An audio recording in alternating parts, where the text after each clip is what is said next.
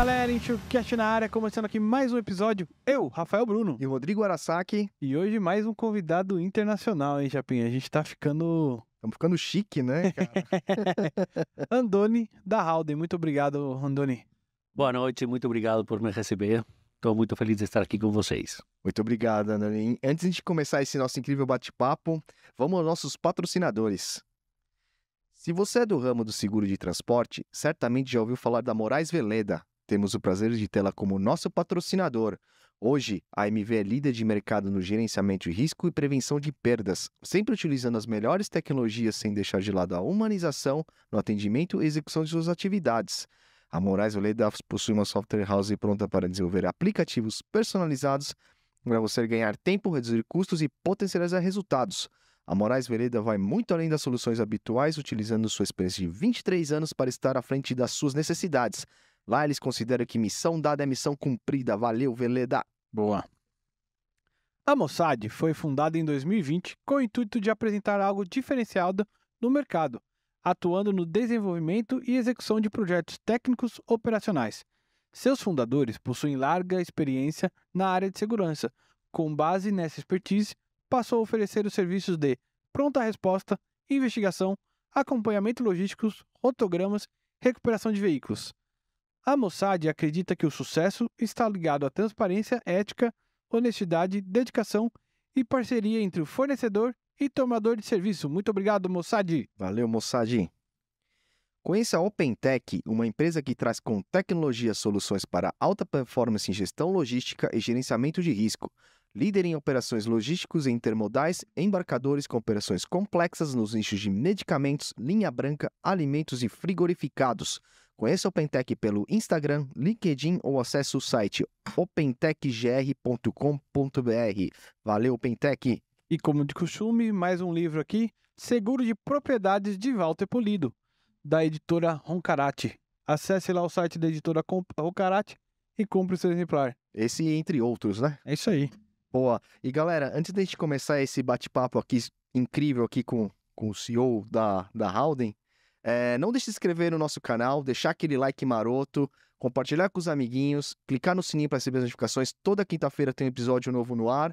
E para quem também quer ver os antigos, tá lá, clique na playlist, você vai ter acesso a vários outros, inclusive o Severin também, que trabalha na Howden, um amigaço, brother, esteve aqui com a gente, foi um super bate-papo engraçado e legal. Eu tive um ataque de riso nesse episódio, Andoni, não conseguia parar de ir, lembrando de coisas antigas nossas lá. Boas lembranças. Foi bem legal, Severin, enfim, abraço, Severin. E quer patrocinar o Insurecast? Patrocine o insurecast.com.br ou entre em contato com a gente aqui, a gente desenrola. Fechou? É isso aí, galera. Bora? Bora lá. Andoni, se apresenta aí pra galera, Andoni. Como é que foi essa sua vinda da Espanha pra cá? A sua entrada no mercado de seguros? Como você caiu no mercado de seguros? Você já tinha experiência com seguradora lá? Bom, deixa eu contar, eu sempre, desde que eu nasci, tenho lembrança, eu sempre quis trabalhar no seguro, né? Não. Eu ia falar, nossa, diferente. Eu ia falar, Esse é a o cara primeira totalmente pessoa, fora, ia falar, a primeira pessoa da história, né, que queria vender a pólice quando ele nasceu, né? De repente na Espanha lá um ramo bem, tipo banco aqui, que todo mundo quer trabalhar em banco, né? Não, na verdade que eu acho que como quase todo mundo, eu acabei no seguro de maneira casual, né? Eu vou contar um pouco essa história, mas eu sou, como eu gosto de chamar, ainda um outsider. Eu acabei de chegar no mundo do seguro, como quem fala, né? Eu sou espanhol, nasci em Madrid, e trabalhei fundamentalmente em Madrid e em alguns outros lugares, sempre como advogado, né? Eu me formei como advogado. Bom, tem uma vida prévia até, eu era piloto primeiro. Ah, é? Eu fui piloto, fui para os Estados Unidos, tirei todas as licenças, tirei as cartas lá, trabalhei um tempão. Verdade? E Mas tem alguma depois- companhia específica? Assim, Não. Voo de carreira? Na verdade, era no começo, né? Então, eu trabalhava mais como instrutor de voo Ah, entendi. e aerotáxi, um pouco de aerotáxi. Mas Que bacana. daí resolvi que esse era um sonho, né? Que como muitos outros eu tinha eu tinha muito claro que queria ser piloto. Eu falava sempre de jovem que eu não seria nunca nem advogado nem economista. Só a visão de ficar sentado com um terno, uma gravata, no mesmo escritório o tempo todo me apavorava, né? Então falava, não, de jeito nenhum, você é Top Gun. Aí aquele filme fez muito, muito bem ou muito mal, não sei. Mas eu curti para caramba. Aí, Filmaço. Pô, filmaço. O 2, então, tá legal. tá legal. Enfim, aí eu fui para os Estados Unidos, fiz todo esse percurso, aí voltei, comecei a estudar direito, né? E aí eu comecei a trabalhar e fiz toda a minha carreira profissional como advogado, num escritório espanhol de ponta que se chama de Quatro Casas, né? E com a Quatro Casas me convidou em 2010 para vir para o Brasil. Quatro Casas tinha tido uma parceria com um escritório local, também de renome, mas eles resolveram, como era a bola da vez, né? No Brasil, naquela altura, eles resolveram ter escritório próprio. E aí eu fui convidado para vir e abrir as operações da Quatro Casas aqui como independente. Aí eu fiquei até 2016, né, dentro da estrutura de Quatro Casas, e nessa altura eu já estava muito bem assentado no Brasil, muito feliz, com a família também, que se ajustou muito bem. Legal. E eu resolvi ficar. Então saí da Quatro Casas, recebi um convite do Demarest, e aí fui para o Demarest, né? Eu revalidei diploma, tirei a OAB, prestei a OAB, virei advogado brasileiro também, então me incorporei aí no Demarest como sócio para cuidar do Latin American Desk, atendendo muito negócio estrangeiro vindo para o Brasil. Tá? E minha especialidade sempre foi M&A, direito societário, eu lido muito com investidores, relacionamento entre sócios, questões de governança, enfim, essa é um pouco a minha praia. E desde o Demarest, eu atendia a Howden, né? Howden era um dos clientes que eu atendia mais. E aí, a Howden tinha feito um investimento na Harmonia, né? Uma corretora tradicional, bem tradicional e muito bem sucedida aqui no Brasil em 2014. Eles tinham uma participação maioritária e a família fundadora ficava no comando com uma participação minoritária. E foi assim, um investimento muito bem sucedido, eu acho que para ambas as partes. Mas, como todo, né, joint venture, como todo casamento, chega uma hora em que os interesses começam a se desalinhar. Vocês têm observado que Howden, como grupo, tem crescido assim, brutalmente nos últimos anos. Sim. Né? E esse foi um crescimento que começou a pegar muito forte e havia uma certa expectativa do grupo de todas as filiais acompanhar esse crescimento. E o momento de vida, talvez, da família não era esse. Então, enfim, por diferentes motivos, aí começou a se desalinhar e resolveram sair, né? Então, a Howden comprou a participação da família e virou já detentora do 100%. Faz tempo isso já, André? Isso aconteceu em janeiro do ano passado, então recente. E eu fui o advogado que cuidei de todo esse processo. Entendi.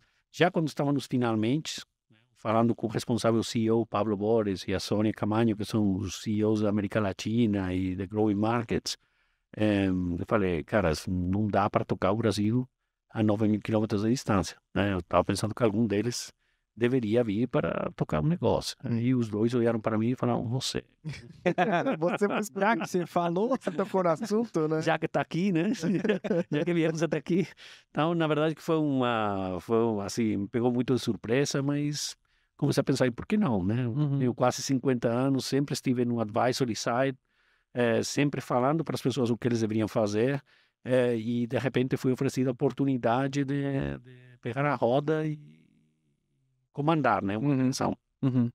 E isso foi, na verdade, uma coisa que me tentou muito, né?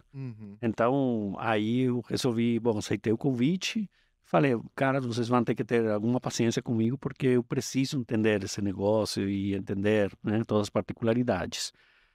Graças a Deus, assim, eu faço algumas loucuras, né, mas não tanto. O mercado de broker, de insurance broker especificamente, um mercado que tem bastante similitudes com o mercado legal, jurídico, né? É uma prestação de serviços profissionais, perfeito. é gestão de pessoas, é um negócio muito baseado na confiança, capacidade técnica, mas muito na confiança, o relacionamento, construir uma reputação de longo prazo, gerar essa confiança, né? E gerir pessoas, né? Porque é um negócio de pessoas, então você acaba gastando muito o seu tempo gerindo pessoas, né? E aí eu resolvi que era um passo que eu conseguia dar, ter essa experiência, né? Então, assim foi como eu cheguei em junho do ano passado E tenho ficado fundamentalmente esse quase primeiro ano, né? Estou 10 meses lá, com minha labor, meu dever de casa era muito, primeiro, conhecer bem a estrutura que eu herdava, né? Uma estrutura, como falo, com uma história, um legacy muito bem sucedida, já uma estrutura de 115 pessoas, 40 anos de história, bem funcionando. Avaliar isso, né? E desenhar um pouco qual era o plano estratégico para o futuro, né? Para tentar me acompassar e chegar ao que o grupo está fazendo lá fora. Eu encontrei, como falei, um grupo excepcional de pessoas lá na Howden, muito, tecnicamente muito bom, muito competente, mas é verdade que tinha algumas lacunas, né? Como toda empresa familiar, eu acho que há determinadas funções que estavam reservadas para a família. Então, todas as questões mais institucionais estavam reservadas para a família. Entendi. E todas as questões mais comerciais, era a família que fazia também diretamente.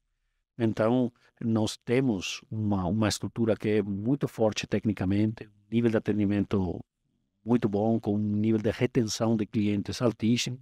Vocês conhecem vários dos meus colegas aí que estão a vida toda, mas a gente estava necessitando implementar uma equipe comercial forte e, ao mesmo tempo, começar a virar a estrutura da companhia, desde o ponto de vista gerencial, desde o ângulo gerencial, para ela afrontar a fase de crescimento que vai ter, né? Não estava talvez pronta para para escalar, na velocidade que a gente vai precisar fazer isso. E então, nesses meses tem sido muito conhecer as pessoas, me apresentar, visitar as pessoas relevantes do mercado, conhecer, né, as distintas tribos que tem hoje no mercado, um pouco da história, os produtos, enfim, como falar, me familiarizando, né, com o mercado de brokers, de seguro. André, me tira uma dúvida. Quando você assume uma operação que vinha familiar, digamos assim, que nem você comentou, né? Muita gente chegava muito família, áreas estratégicas comandadas pela família e tal. O cliente, ele se sente muito atendido por aquela pessoa e tal. Essa transição, você sentiu alguma dificuldade no sentido de, pô, não tem mais a família, agora vai ser um modelo Howden e tal, enfim.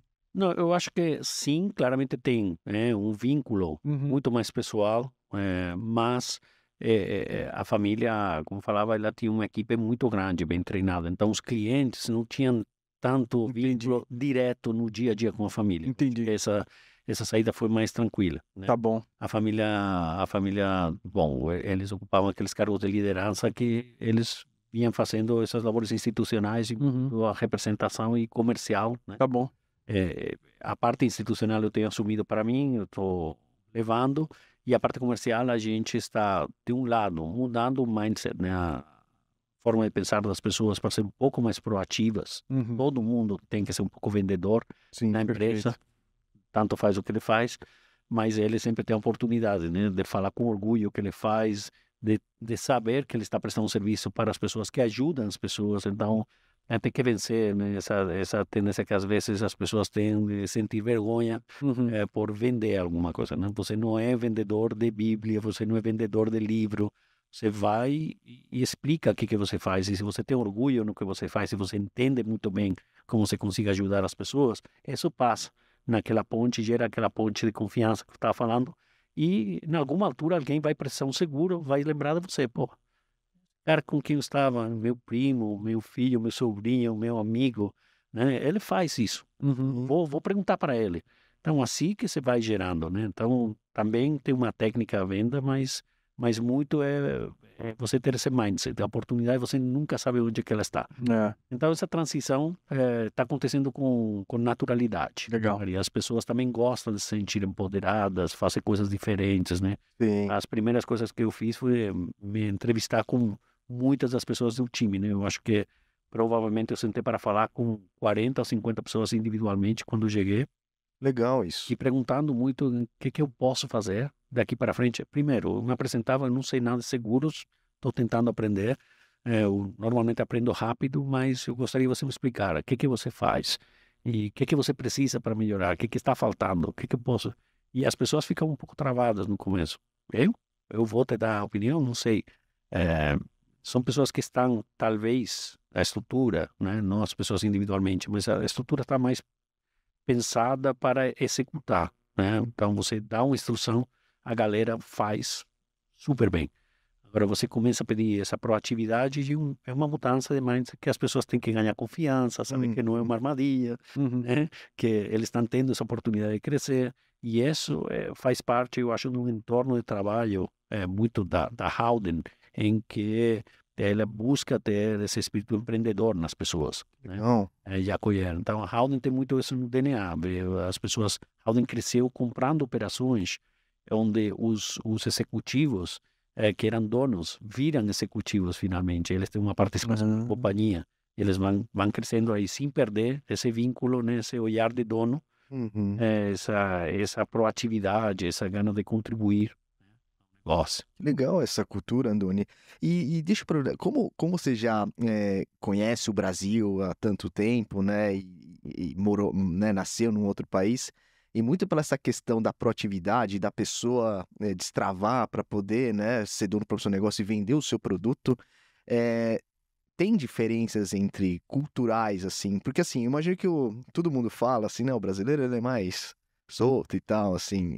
Você acha que no Brasil, essa questão vai flui mais fácil do que se fosse na Espanha, por exemplo?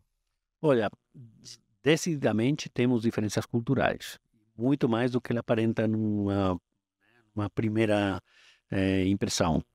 Eh, Tanto assim que da minha vida anterior como advogado sempre tinha que moderar um pouco as expectativas dos espanhóis. É muito comum os espanhóis que vêm ser muito otimistas nas reuniões com os brasileiros. E isso acontece porque é verdade que o brasileiro eu falaria, não sei se é mais prudente, mais educado, mas com certeza menos direto, tá? Sim. Sim. Então, assim, resumindo, como falo sempre, os espanhóis sempre falavam, porra, quanto que custa o brasileiro falar um não, hein? Aí Pior que eu falava, é verdade, custa. E quando vocês falam não, para ser sim, né? O pois não significa sim. A minha explicação, a única vez que ele fala não é quando ele fala sim, que é confuso. Boa. Mas aí, quando eu passei para o Demarest, eu passei para o outro lado do espelho, e eu tinha a visão dos meus sócios, meus amigos brasileiros, que falavam, puxa, quanto custa esses espanhóis entender um não, né? Então, é exatamente isso. Você vê, entre o não brasileiro e o não espanhol tem um abismo, né? Uhum. Então, para o brasileiro, tudo o que não é sim é não. Para o espanhol, tudo o que não é não é sim. Né? Então, por isso que se gera essa confusão. Então, tem estilos diferentes. Eu acho que o brasileiro é muito cândido, é verdade, é muito outspoken, assim, fala para fora, ele é social, ele gosta de ter amizade, mas ele é muito menos direto. Então, precisa construir uma confiança muito maior antes de você fazer negócio. Você precisa conhecer o cara, É. tá? Não sei o quê. Então, tem toda uma sequência, né, de você Uhum. gerar essa confiança. Depois você faz muito mais negócio, um churrasco, um sábado, que você fez durante 3 meses ligando para o cara para oferecer qualquer coisa, né, conhecer e tal. O espanhol é parecido também em algumas coisas, mas já é mais direto. Então, quando está em uma função de trabalho, normalmente ele quer resolver a parada aí, nesse momento, né? Mas a questão de confiança eu acho que é muito latina, então isso é comum. A maneira de chegar lá é que é um pouco diferente e você precisa realmente entender as duas formas para conseguir fazer uma ponte cultural e evitar todas essas frustrações, né? Parte do meu trabalho até hoje, e isso que me levou à Howden, era muito explicar para os gringos quais são as jabuticabas brasileiras e eles entenderem que não é sacanagem, não é que ninguém está tentando tirar, né, vantagem deles, é que é assim. E tem uma maneira também de você entender quais são as cautelas, quais são as dificuldades, quais são os receios, né, que a outra parte tem. E ao contrário do que eu estou fazendo aqui, é muito relevante escutar muito e falar pouco. Essa é a minha recomendação sempre. Você escuta muito, fala menos, e aí você vai conseguir se dar melhor, né? Boa. Você vai até interpretando, né, as coisas, aprendendo quem é a pessoa e tal, o que ela gosta, enfim. Andoni, e esses 10 meses e quase um ano que você está na frente da Howden, assim, você já conseguiu ter uma noção do mercado brasileiro de broker, de corretagem? Há espaço? É concorrido? Você vai ter um desafio grande pela frente? Quais são os planos da Howden daqui para frente, né, sob sua gestão? Bom, vários pontos aí. Os nossos planos são crescer bastante, tá? A gente, no resto do mundo, a Howden é uma empresa inglesa, Uhum. tá? Tá. É um broker independente, é um broker não listado, tá? Então tem capital privado, mas ele tem uma participação estável no capital de 3 grandes fundos de investimento: General Atlantic, CDPQ, e que são os canadenses, né? O maior fundo de pensões canadense, e HG Capital, né? HG Capital, que é em inglês. Então, você tem 3 fundos que detêm aí 66% do capital e o restante 34% ele é detido pelos funcionários. Hoje temos até 4.500 funcionários que têm participação na companhia. E eu acho que são mais de 1.500 deles, ou 1.300, que têm acima de 1,5 milhão de libras investido na companhia. Então, na Howden, qualquer um, isso é um moto que o próprio David faz questão, qualquer um que trabalha na Howden, ele pode ser investidor da Howden. Então, tem esse, para incentivar, né, esse negócio de alinhamento, o interesse de todo mundo se sentir parte da companhia. E a Howden cresceu muito. A Howden hoje fatura 2,3 bi de dólar no mundo.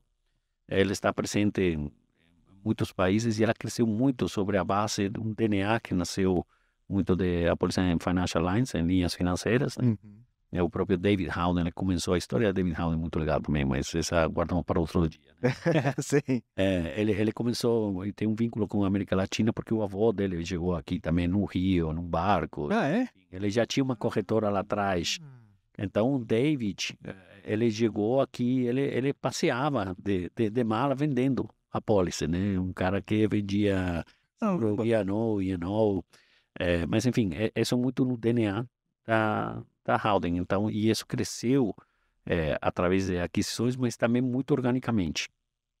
E hoje temos assim, uma velocidade de crescimento monstra, como eu já falei, e uma intenção nos próximos 5 anos de dobrar esse faturamento de 2,3 para chegar quase para 5 bi, né? E a ideia é a gente ser uma alternativa para os global brokers, né? Que hoje os 3, que são Marsh, Aon e Willis.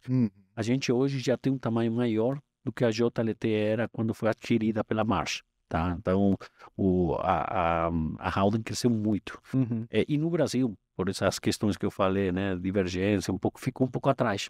Então, a gente hoje tem uma expectativa num mercado que é estratégico para a Howden. A gente tem expectativa de crescer bastante. Nós temos que crescer em base a 2, e isso já é parte do business plan, né, que eu via desenvolver. E a gente vai crescer sobre 2 pilares, né? Um é uma expansão geográfica que eu chamo de capilaridade. A gente precisa ficar mais perto dos clientes e então hoje a gente tem basicamente escritório em São Paulo. Temos 2 pequenos escritórios, um em Poços de Caldas, que é uma herança um pouco da origem da Harmonia, né? Nasceu como a companhia da Alcoa, né? Sim. E depois temos outro pequeno escritório em Campinas. Mas a gente precisa expandir, a gente precisa estar no Rio, a gente precisa expandir para o Centro-Oeste, a gente precisa estar mais perto das pessoas no Sul e a gente precisa ter presença no Nordeste eventualmente também. Então, esse é o vetor de crescimento. E o outro que tem muito a ver com o DNA da Howden são specialties, né? A Howden cresceu muito reforçando as specialties e trazendo pessoas que são reconhecidas no mercado por ter um conhecimento diferenciado, seja pela indústria ou seja por produto, né? Então, a gente está nessa pegada agora. Nesse período inicial, o que eu fiz foi muito mapear o mercado, entender quem é quem, entender as tribos, entender onde que está o melhor talento e configurar o time. Uhum.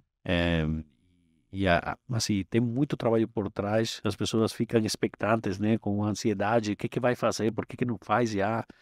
Mas isso leva um trabalho. Primeiro você define o rumo, depois você procura as pessoas certas, né? E depois você começa a botar o time para jogar o time em campo. E a gente vai botar o time em campo em breve. Boa, E essa boa. expansão, Andoni, quando você fala de outros estados e tal, a sua ideia ou os planos da Howden é adquirir corretoras locais, é abrir filiais, é contratar home offices, por exemplo? Como já expliquei antes, fui advogado de M&A a vida toda, né? Uhum. Então, estou bastante familiarizado com o M&A. E nós todos estamos assistindo uma consolidação muito grande no mercado brasileiro Isso. das corretoras. Mas eu sempre falo, M&A é como casamento, né? Então, não adianta você falar, eu quero casar. Bom, você vai casar se você achar a pessoa certa no momento certo. Então, não adianta você querer forçar essa situação. Então, o plano estratégico tem que ser muito sólido, estar baseado em um crescimento orgânico. Você tem que ter uma estrutura pronta, você tem que ter um plano, você tem que definir qual é o objetivo e você tem que saber quais são, né, os passos que você vai dar para chegar lá. M&A, normalmente, é um acelerador. Quando você tem muito definido qual é o seu objetivo, pode acontecer que aparecem oportunidades que dão um fit, dão um match, né? E aí você consegue trazer. Se você vai procurando M&A por M&A, M&A consome muito tempo e muitos recursos. M&A não é só, né, a parte bonita de anunciar a transação, comprar. Comprei, cara. Tem muito trabalho na prévia, tem muito trabalho para ser bem feito, né? Tem um índice, se vocês veem, um índice de frustração de operações uma vez feitas por falha na integração, né? Problemas culturais, falha na integração, perda de valor após a compra, é enorme.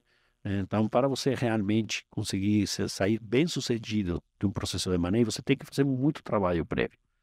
Não é a parte evidente. E você tem que encontrar pessoas que tenham um fit, uma cultura que seja homologável, né? Que você consiga trazer. Você precisa estar pronto. Você tem que ter a sua estrutura bem sólida, definida, capaz de absorver quem vem de fora. Então, M&A, a gente está com todas as capacidades, a gente está olhando, eu não sei já quantos potenciais M&As foram oferecidos para mim nesses 7 meses. É verdade, a galera tem procurado bastante. Tem muito, é um mercado de consolidação, como falo, você tem os grandes consolidadores, né? Tem gente que já tem tempo fazendo isso e fazendo muito bem. Uhum. E tem uma galera sendo só agente para juntar você com outro corretor, assim, alguma coisa assim? Existe isso? Bom, sim, aí você tem sempre, né, as casas de private banking, né? Uhum. Os investidores financeiros, desculpa, assessores financeiros, Uhum. né, que normalmente eles são casas de M&A e tal, que eles, Entendi. ou as próprias Big Four, né, que eles têm também essas áreas, né? A pessoa que quer vender. O que acontece normalmente? Corretor, ele tem uma vida boa, ele construiu uma carteira, né? E como falamos antes, um negócio de pessoas, é relacionamento. Exato. Não é tão simples assim. Você tem algumas corretoras que já se institucionalizaram, são maiores. Essa, como falava, você tem bastante trabalho para integrar. Uhum. Você tem muito corretor pequeno.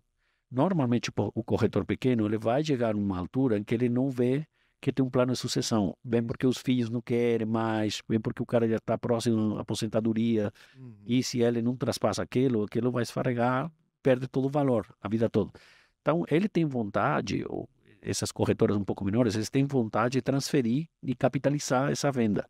Só que é difícil, porque você tem que entender qual é a qualidade daquela carteira, daquele portafólio, né? E se ele é transferível ou não, senão você acaba pagando por uma carteira que quando o cara desaparece, sai daí, vai fazer outra coisa, os clientes se sentem liberados, né? É. Então, você pagou por uma coisa que... Então, tem um processo para conseguir uma integração boa. Você tem que manter, né, um vínculo de quem transfere, você tem que condicionar parte do preço na efetiva transferência daquela carteira. Então, tem uma série de questões que você tem que cobrir, né? Por isso que nesses casos assim de quando você adquire ou funde, você acaba. Isso tô viajando aqui, tá? Nem sei se é isso. Você acaba incorporando aquela pessoa-chave daquela empresa por um período. Não sei se é uma estratégia isso, né? Para os clientes se sentirem confortáveis naquele período e assim até uma transição final dessa pessoa. Não sei se é uma estratégia isso. Não, é assim. Para valer, tem que ser assim, né? Aham. Normalmente você também tem que levar para o cliente numa caixinha que você mexe daqui para cá. O cliente é livre e o cliente escolhe. Sim. Então, o cliente estava bem servido e por isso ele é atendido por aquele corredor. E você tem que saber qual é o valor agregado a mais que você vai dar para o cliente para ele ficar. Então, faz parte desse planejamento também você entender, né, como que eu vou melhorar, tenho capacidade de melhorar esse serviço. Muitas vezes, por isso tem consolidadores, né? Você tem empresas maiores que têm maiores processos, maiores recursos, uma capacidade mais ampla, né? Então você consegue melhorar o serviço para o cliente quando você tem um corretor um pouco melhor que você está incorporando. O próprio cliente ele sente que está uma estrutura mais robusta, não é por lá.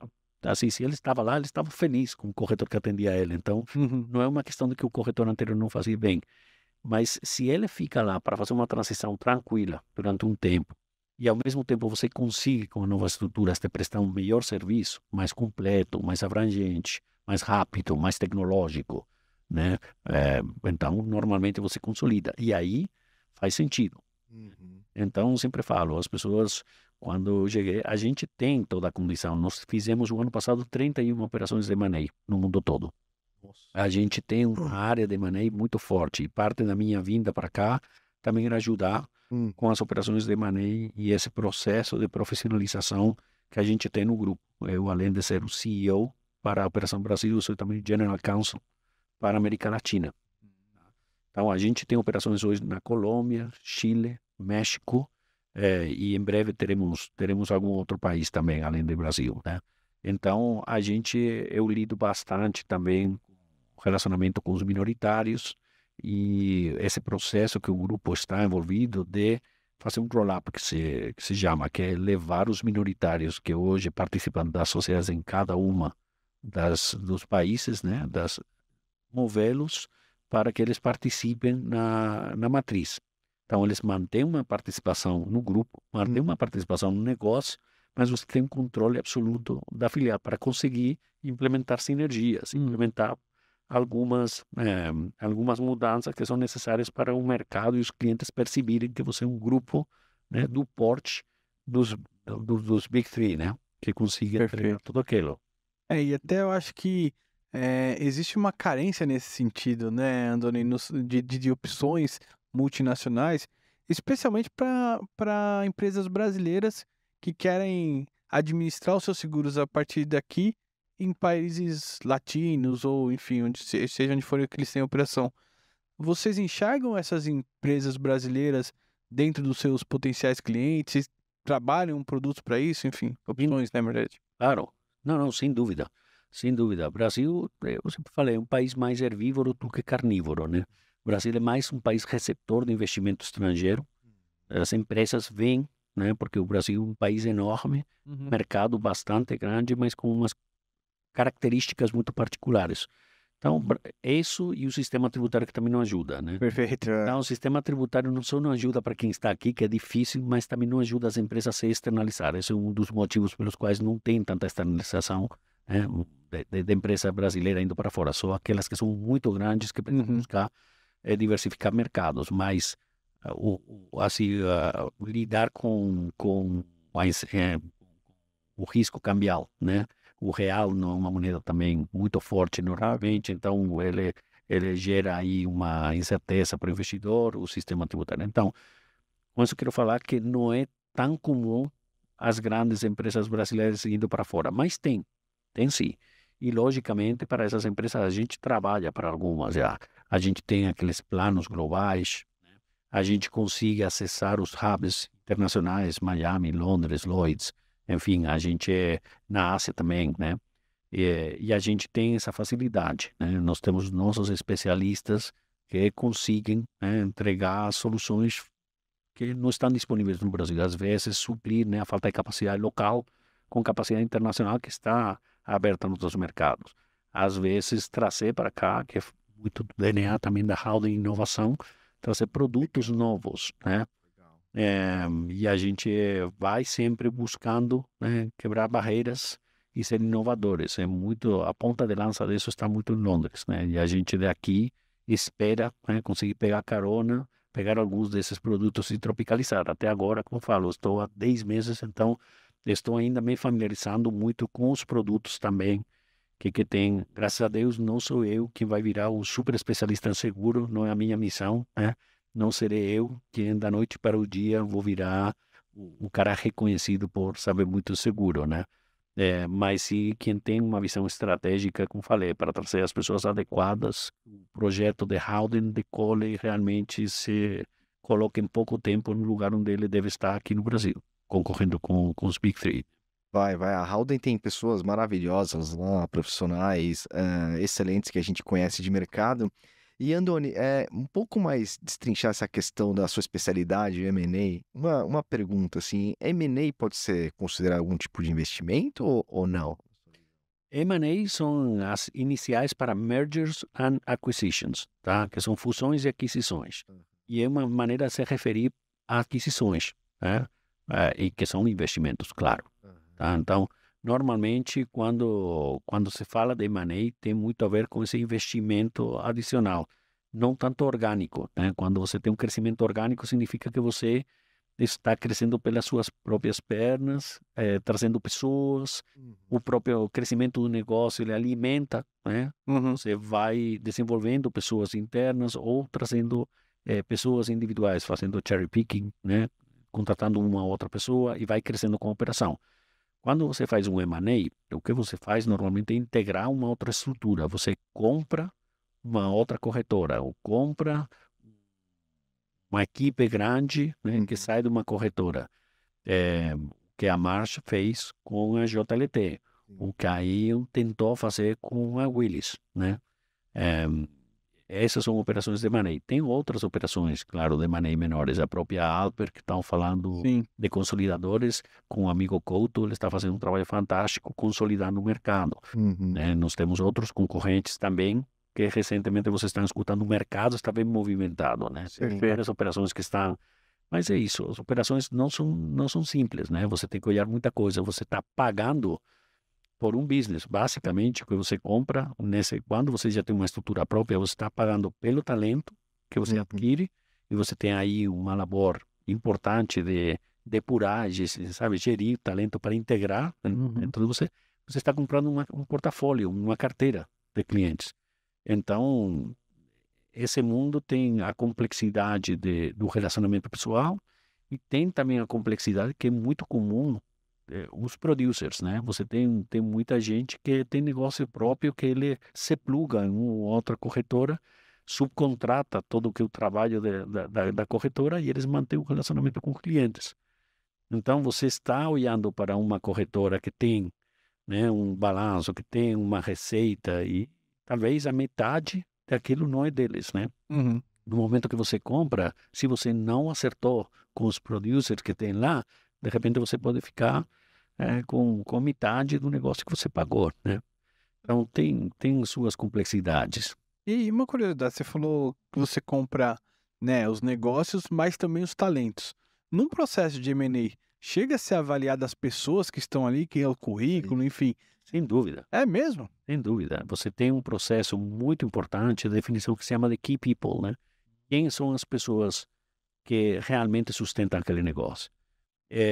E uma das grandes dificuldades é saber quem são, porque você tem uma identificação do evidente. Normalmente quem negocia com você é o fundador, é o dono, é aquele que consta como sócio, mas todos vocês já trabalharam, né, com corretora ou em corretora. Você sabe que muitas vezes o cara que faz a mágica não é o dono, é o cara que está embaixo. Verdade. Perfeito. Sabe? Então, você tem que fazer um due diligence de pessoas também para tentar identificar onde que estão os key people do negócio, porque você pode estar segurando o cara errado. Você está segurando o cara que fundou aquilo, mas que o cara está descolado do negócio há tempo. Ele já tinha uma função muito mais de gestão, né? Ele estava não tão próximo, né, do negócio, dos clientes.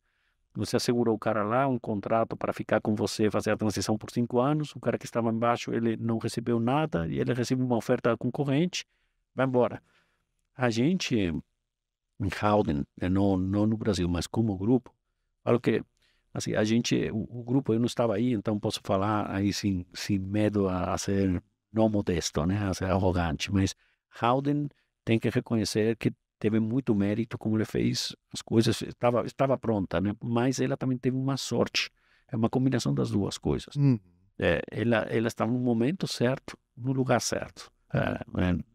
E o que aconteceu foi com a compra da JLT pela Marsh, teve muito talento lá que ele não se via nessa junção, sabe? Não queria ir para a Marsh, por exemplo.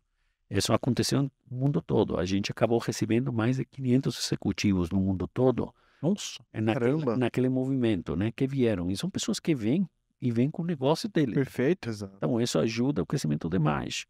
É, quando a Aon tentou com a Willis, aconteceu a mesma coisa. A gente acabou recebendo mais outro monte de pessoas. Então, a gente teve, foi um house of talent, porque muita gente apreciava, né, a cultura que tinha a Howden, a estrutura que tinha a Howden, o DNA da Howden, mais promotor para se juntar a gente. Uhum. E isso ajudou muito.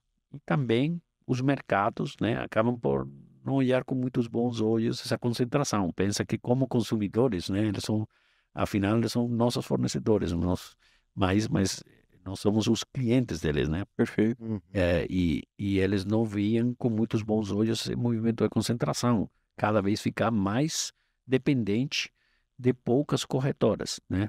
E essas corretoras acabam tendo uma força de negociação muito grande. Então, para o mercado, melhor ter algumas mais. Então, aconteceu naturalmente que o próprio mercado começou a direcionar trabalho e a potencializar a Howden, porque eles gostavam de ter a JLT como alternativa, gostavam de ter outras alternativas.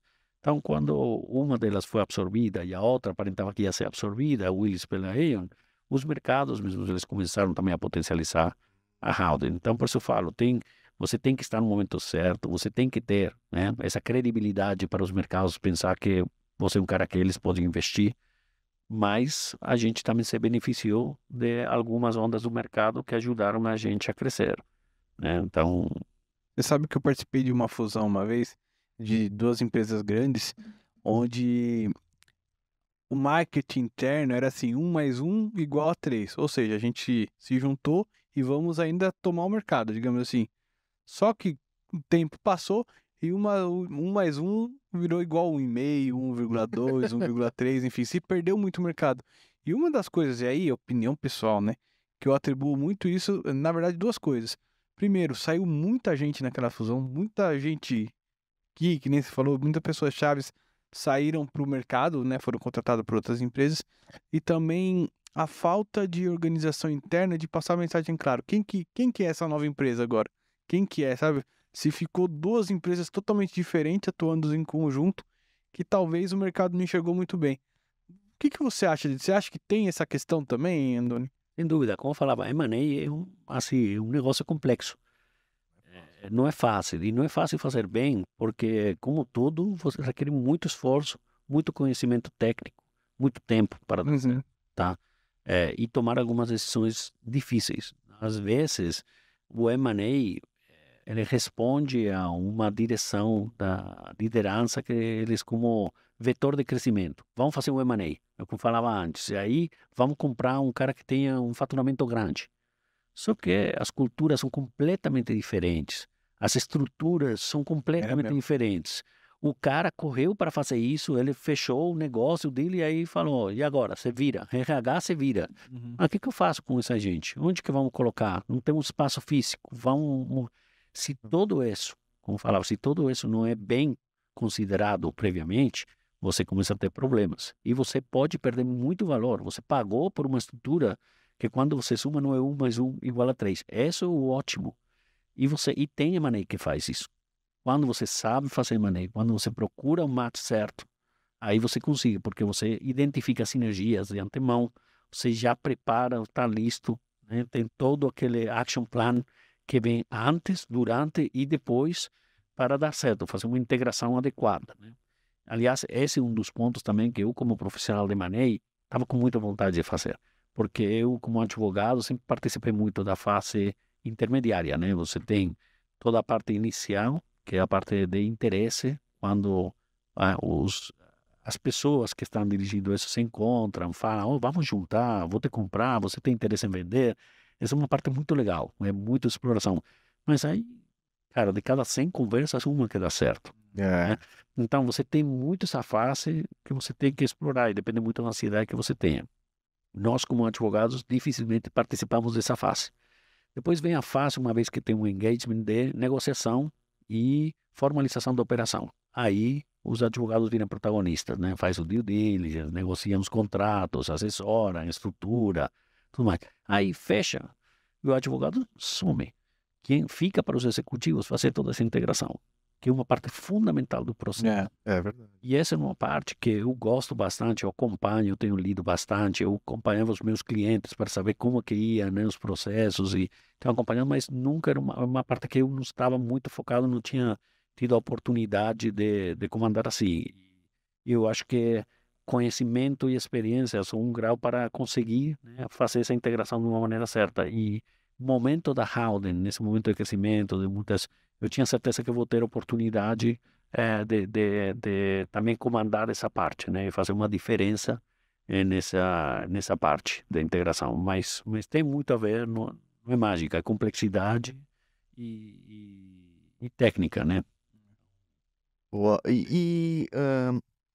Na questão da própria holding, você falou de América Latina e tal, com diversos países, inclusive o Brasil, vindo com bastante força. By the way, aí eu tenho que mencionar também que há pouco nós ganhamos também o prêmio da IJ Global, né? Como uma das corretoras agora. Eu vi. Então, vocês ouviram Eu o vi seu no amigo LinkedIn. Severin aí, que estava em Miami, que falar? Ah, é? Não, Conta sobre isso. O que é isso aí? Não, eles dão, bom, isso também é parte da herança da minha época de advogado. Todos os advogados temos um ego muito grande, né? A gente tem todos aqueles rankings, né? Você quer aparecer no Chambers, tal, não sei o quê. É. Aí eu achei que tinha superado, ultrapassado essa fase, cheguei aqui e vi que também dão premiações para o broker, melhor broker do ano, melhor operação e tal. E aí a gente teve a grata surpresa de receber esse ano a premiação, né, como o melhor broker da América Latina desse ano passado pelo IG Global, né? Legal. Parabéns. E então o Severin foi lá pegar a premiação, apareceu nas redes sociais. Tá todo festeiro agora, Sam, né? Postou em todo lugar. Você não vê, tá, todo lugar. Só falta. Até no varal deve estar postado isso aí. Né? E muito na pegada da inovação, né? Que foi, e é toda a equipe da América Latina que a gente está trabalhando muito forte nisso, né? Legal. Então, tentar prestar serviços coordenados para empresas multinacionais que você falava antes. Logicamente, tem muita presença da empresa espanhola e nós temos acompanhado muitos clientes espanhóis que estão em várias dessas jurisdições, né? E temos uma equipe dedicada, né, em cada país para fazer esse contato com as empresas espanholas que estão em vários dos países da América Latina. Então, é muito desse trabalho do advisory, que é a parte que o Severin faz.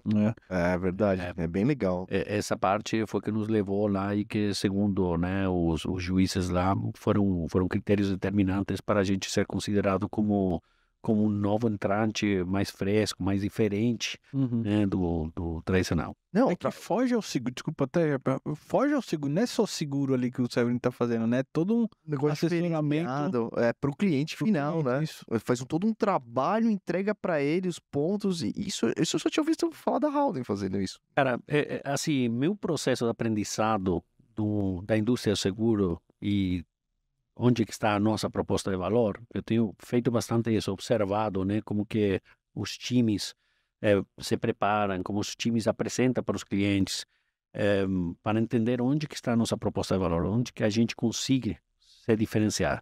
E para mim fica muito evidente, assim como falava, né, e essa apresentação eu faço para alguns dos clientes e prospectos, mas fica muito evidente que a prestação, assim, os serviços do corretor, do broker, ele tem 3 pilares fundamentais, né?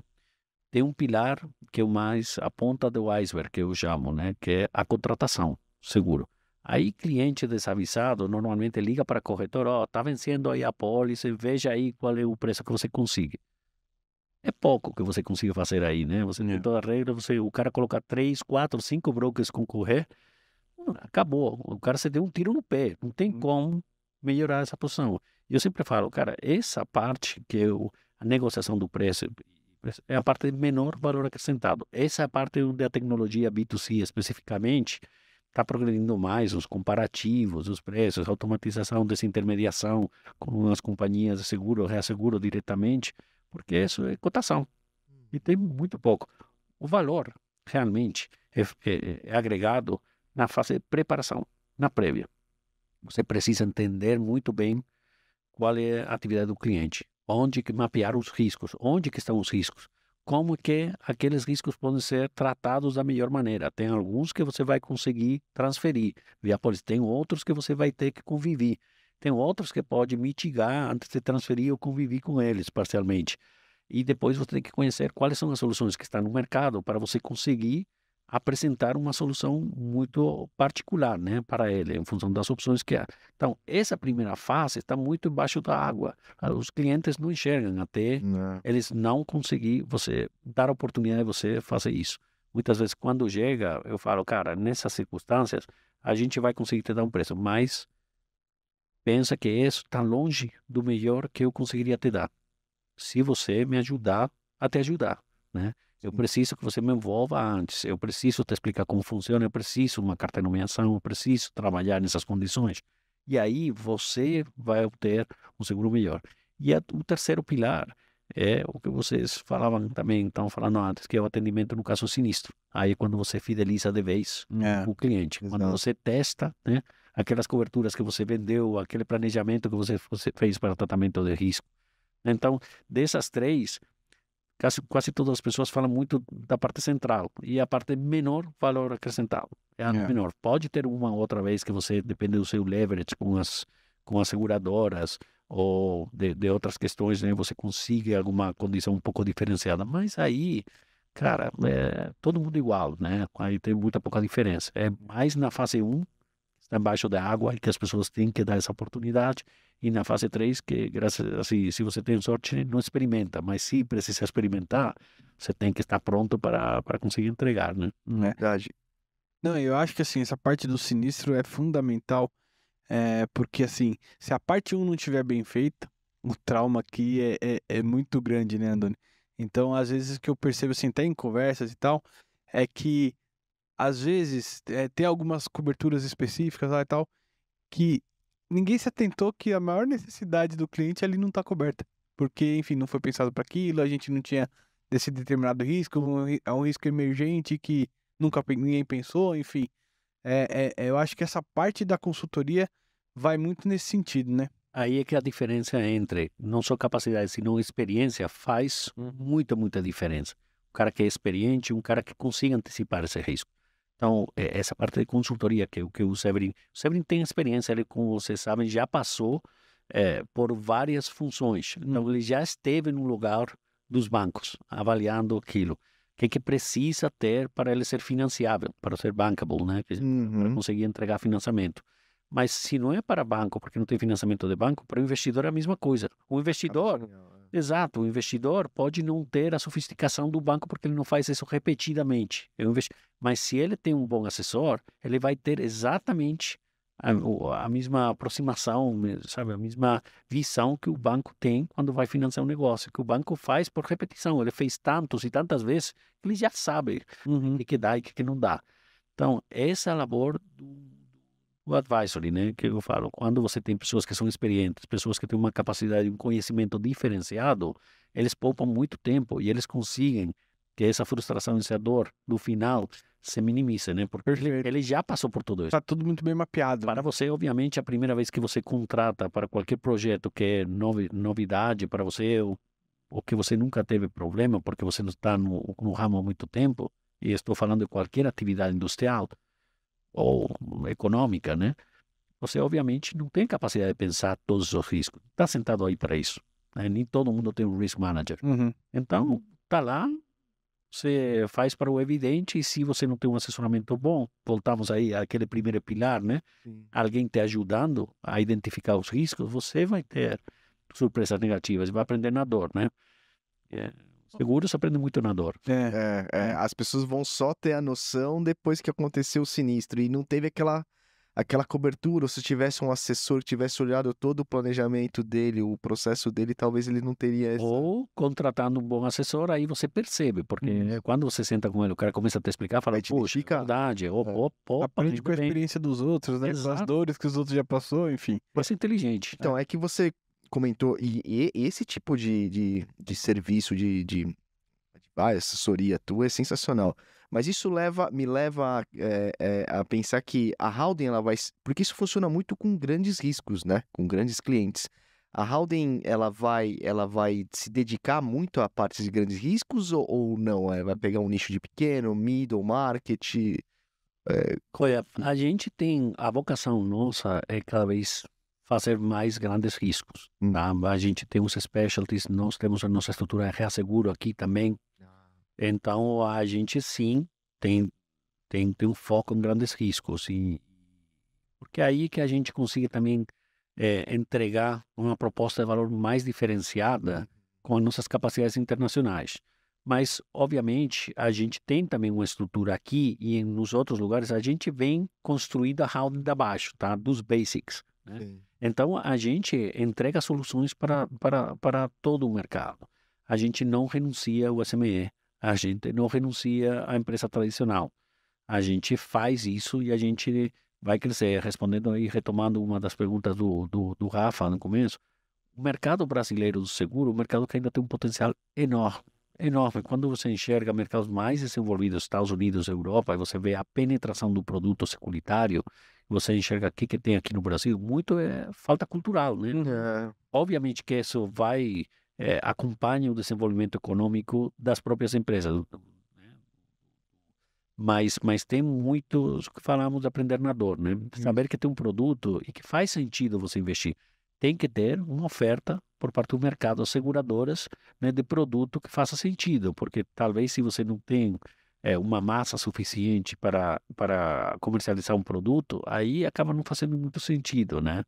Tem alguns produtos que demoram em pegar tração, né? Bem, Vocês estão aqui há mais tempo e provavelmente já sabem, mas o D&O, né, aquele era uma pólice que no Brasil não tinha pegada. Hoje você não tem nenhuma empresa, nem SME que não todo mundo pergunta, todo mundo vai para o D&O. Até Então, a gente tem. não, mas faz sentido. Faz sentido quando você vê, fala, pô, esse é um risco que eu não quero guardar para mim, não quero me ver nessa situação, né? Exato. Então, eu acho que tem um potencial enorme, né, para crescer. E dentro de produtos, né, pegando esse gancho, você comentou, né, que o DNA da Howden começou ali no DNO e tal.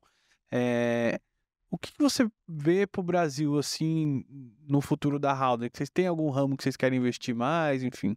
Olha, assim, a gente tem os ramos tradicionais, mas fora do Brasil, se você enxerga o grupo onde que ele está crescendo de maneira bem diferenciada, eu falaria energy.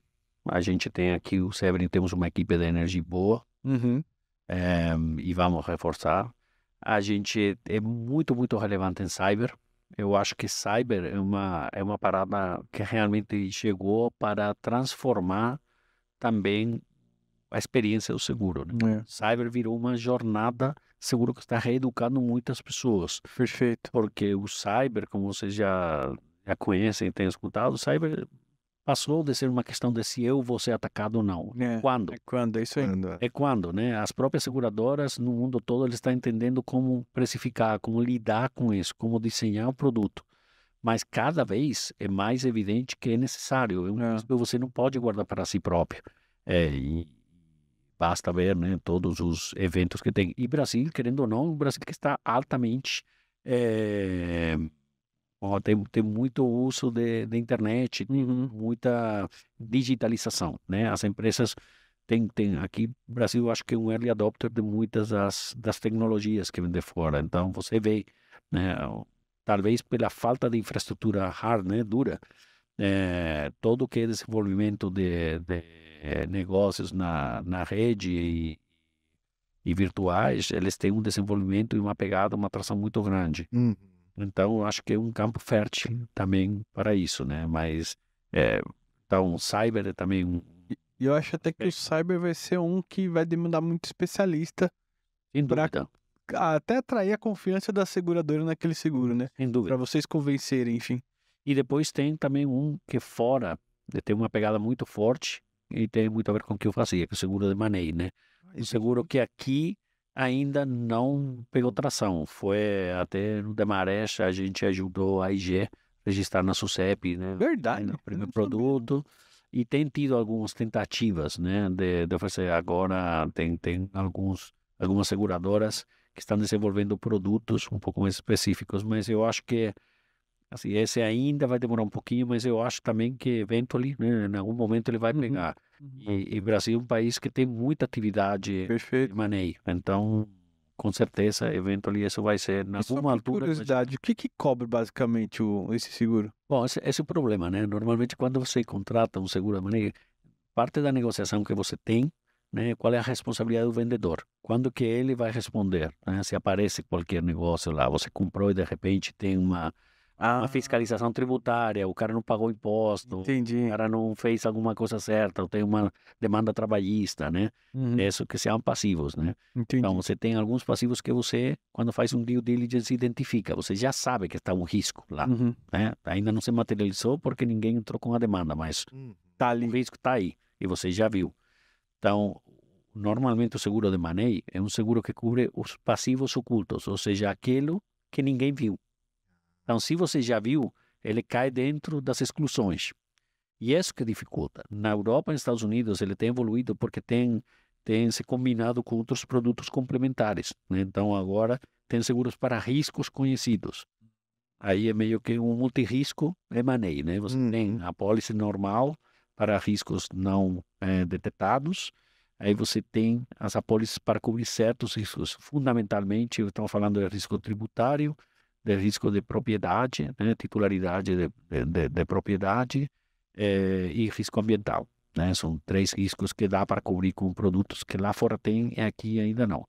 Eu acho que vai depender muito também da confiança que os sistemas seguradoras tenham no sistema judiciário, né? Exato. Que o grande problema hoje é a heterogeneidade que tem o Brasil no comportamento dos juízes, né? Então, não é tão fácil você ter a garantia de que determinada linha jurídica vai ser mantida, preservada ou aplicada de igual maneira por todos os juízes, e é isso que dá um desconforto às próprias seguradoras, né? Uhum.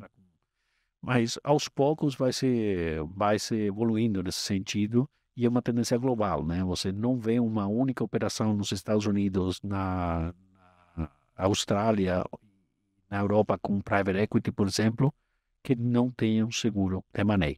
É muito, muito comum. Então, isso está pegando muito forte. Aqui, assim, por exigência talvez de empresas estrangeiras, haveria possibilidade dessa contratação via Londres, alguma coisa? Não, tem. E a gente, quando Vocês- estava no Demarest, a gente vocês tem fazem? feito. Ah, Não, só que o que normalmente acontece são operações globais que incluem uma transferência de ativos ou de uma companhia em vários países. Então, o seguro é feito em Nova York, sujeito à lei de Nova York, e ele tem uma cobertura também para o Brasil. E aí a gente tem que buscar o caminho, né, para fazer o fronting aqui, ou a própria IG, que é quem oferece, ou alguma outra, consiga oferecer essa cobertura local. Mas o Brasil tem potencial de ser um mercado próprio. Sim. Hoje, se é uma operação puramente Brasil, é difícil, você não emplaca isso. Não, e toda hora a gente ouve isso. Em diversos segmentos diferentes, empresa X comprou empresa Y, fundiu, enfim. É um mercado bem amplo aí pra isso, né? E essa questão, por exemplo, Andoni, assim, a gente vê as grandes corretoras, né, o que você falou, atuando e tem também as menores e as médias. eh,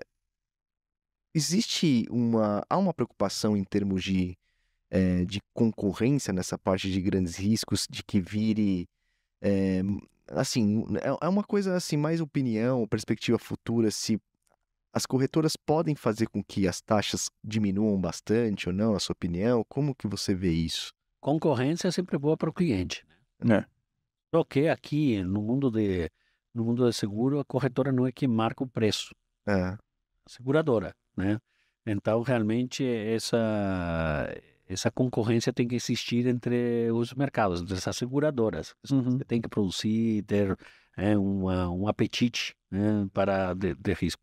Depois, assim, a margem da corretora é mais limitada, né? Tem 20%, então depende. Obviamente que a concorrência sempre ajuda a diminuir. De toda forma que eu falei, eu acho que o maior desafio Brasil, do mercado brasileiro, não está, eu acho que na pressão dos preços em geral, tá?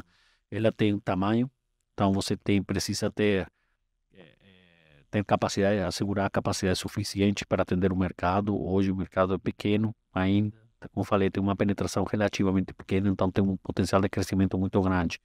E seguro funciona diversificando e espalhando o risco, né? Uhum. Quanto mais comprador de seguro você tem, mais possibilidade você tem de oferecer uma polícia mais barata, pior, porque você está socializando o risco. Né? Quanto menos, mais dificuldade você tem menos alternativa e mais cara. Né? Então tem que sair fora. Mas hoje eu acho que o Brasil tem um potencial de desenvolvimento muito, muito grande. E para mim a concorrência sempre foi boa. A concorrência te ajuda a não ficar dormindo, sempre estar pensando qual é o valor, a proposta de valor que você faz. Diferenciar, né? Como se diferenciar, como entregar cada vez melhor. E eu acho que para quem é comprometido com isso, quem está acostumado a entregar serviço de qualidade, isso é bom. Tá? Eu celebro sempre eu comemoro muito ter bons concorrentes. Eu gosto de encontrar bons concorrentes, eu gosto de aprender deles, eu gosto de ser desafiado para entregar o meu melhor. Eu gosto que os clientes estejam comigo porque eu falei, pô, você entrega realmente, não porque eu falei, só tem você. Aí não dá, né? É complicado. E eu acho que isso que tá sendo foi um pouco da tônica do papo também, né? Agregar valor, né? Mostrar diferenciais em serviços e que deixe o seu cliente tranquilo ali na eventualidade. Enfim, ele tá coberto. Obrigado, Antônio. Obrigado por ter aceitado o nosso convite aqui. Ali, ó. Passou rápido, cara. Passou rápido. Passou senhora, rápido, caramba. Muitíssimo obrigado a vocês, né, por me receber mais uma vez. Imagina, obrigado você, Andoni. Parabéns pelo prêmio também. Sensacional. E até obrigado por ter aguardado. A gente atrasou um pouquinho aqui para iniciar, né? Dele, ó. Fica enrolando. Tá falando, vocês têm uma moral muito alta, hein? A gente tava meio preocupado, caramba, também, mano. O cara da Howdy tá aí, né? Mas, enfim, foi um prazer, realmente. Podemos repetir quando vocês querem e eu acho que vocês vão ter pessoas interessantes também do time se juntando a Howland, que vocês com certeza vão querer ter por aqui. Com certeza. É isso aí. Foi um grande prazer, pô, te conhecer e bater esse papo incrível, até pra entender como funcionam as questões da M&A, que explica bastante. A gente vê tanto aí, mas, pô, tem muito detalhe que eu não sabia. Exato, a fundo. Pô, obrigado. Obrigado a vocês. Galera, recados finais aí, de novo, não deixe de se inscrever no nosso canal, no YouTube, no Insurecast, deixar aquele like maroto lá, compartilhar com os amiguinhos, clicar no sininho pra vocês verem as notificações.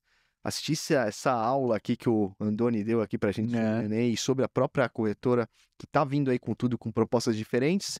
É isso aí, Rafa. O que mais? E é isso, galera. O Insurecast é um projeto pessoal meu e do Rodrigo. Nada que falamos aqui tem a ver com as empresas que a gente trabalha ou que eventualmente já trabalhamos. É isso aí. Muito obrigado. Valeu, gente. Obrigado, Andoni. Beijos. Abraço, pessoal. Tchau. Valeu.